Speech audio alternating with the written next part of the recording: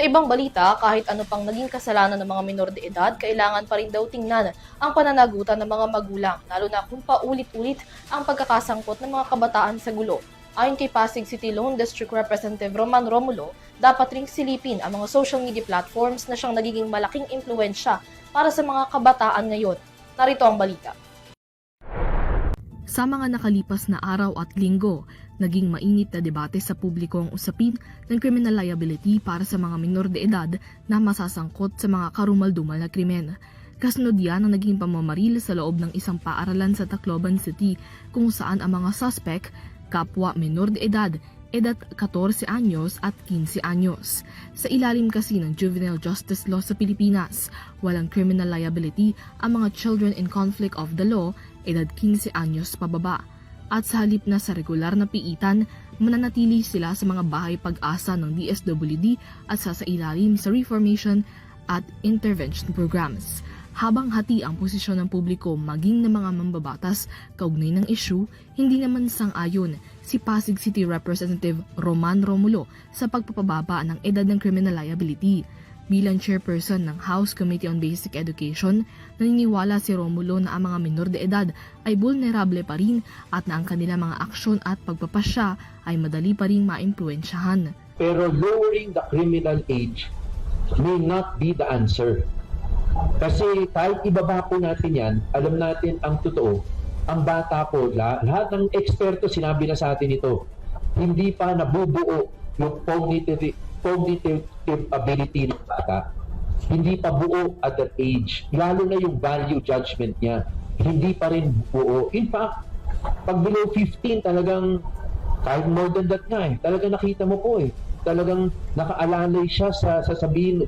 Nakatingin po siya talaga kung anong ginagawa ng magulang niya Yun talaga yung susundin niya Yung nakakatanda sa kanya So hindi pa buo. Pag binaba natin yan, hindi mariresolbahan yung problema. Kasi yung problema para sa akin, yung masamang impluensya. Diyan, sinasabi ng iba, baka may sindikato sa likod dyan. Meron mga matatanda na nag-impluensya dyan ng hindi tama. So dapat buksan talaga yung usapin dito para malaman natin, mali ba yung gabay na nabibigay ng mga nakakatanda sa kanila? May mga sindikato ba na behind all this yung mga petty crimes na sinasabi? Sa usapin ng criminal liability, sabi ni Romulo, kailangan ding alamin ang mga maaaring nakaimpluwensya sa behavior ng isang bata. Kabilang na dyan ang kanilang kinalakihang environment, gabay ng kanilang mga magulang, lalo na sa paggamit ng social media. Approach, lahat tayo, yung mga magulang, yung nakakatanda, talagang meron tayong responsibilidad sa kabataan. Kahit busy tayo, marami tayong sariling mga problema, marami tayong sariling mga issue, pero that's the least that we can do na makialam tayo sa buhay ng mga anak natin, makialam tayo sa buhay ng mga same issue yan, mauwi rin pa. Isang usapin siya, whether juvenile justice law ang pinag-uusapan o pag-uusapan yung sa social o media platform, pwede bang magpataw ng culpability sa magulang? May parusa ba yun? Yun ang talagang magiging crux of the issue. Sang-ayon si Romulo na dapat magkaroon ng pananagutan ang mga social media platforms pagdating sa mga impormasyong na-access ng mga minor de edad na user.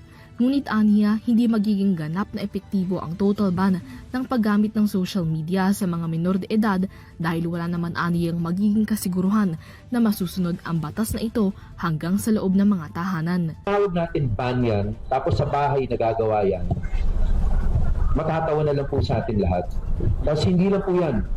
Kung nagagawa yan sa bahay o kaya kung saan man lugar na hindi natin nababantayan outside the class, outside school, para sa bata po, isipin niya, kaya ko naman pala magpalusot Kaya kong lusutan yung batas na yan, hindi naman babaliwalain na yan. Kaya para sa akin, wag ban, pero kailangan meron tayong tinatawag, kailangan i-regulate yung use. Sa school, tingin ko wala nang issue dyan. Magagaling naman talaga yung teachers natin yung school. Kaya nila yan, mababantayan nila yan. Pero yung regulation yan outside of school, pwede ba? Yun ang tanong Pwede ba natin magawa o hindi?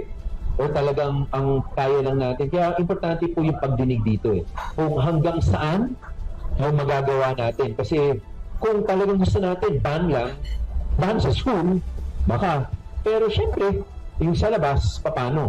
Dahil dito, dapat aniyang mapalakas ang mental at wellness check sa mga kabataan sa loob at labas ng paaralan upang magabayan sila at maiwasto sakaling nakakaisip sila ng mga hindi magagandang bagay.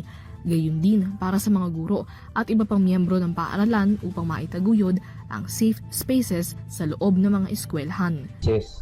We must also graduate towards the fact na dapat kung meron na yung bata, yung teaching, alam nila meron magbibigay ng gabay sa kanila in school or in the houses, in their homes, kung meron silang naiisip na kaiba o yung behavior nila iba. Yun yung best. Need to consult face-to-face. Kailangan may makausap eh. Iba talaga yung nakakapaglabas rin sila nung saloobin nila. Talagang yun talaga yung pinaka-key. Kasi kung igagawin natin talaga lahat ng pondo, kompletuhin po natin. O, di ba, nagkaroon pa ng mga incident ng suicide. Yes, may mga ganyan, no? Pero kung yun lang ang natin, the root problem po, hindi natin nina-address. The root problem is, merong nagbabother sa kaisipan ng bata o ng teaching and non-teaching. And that can only be fixed. Yun yung root problem eh.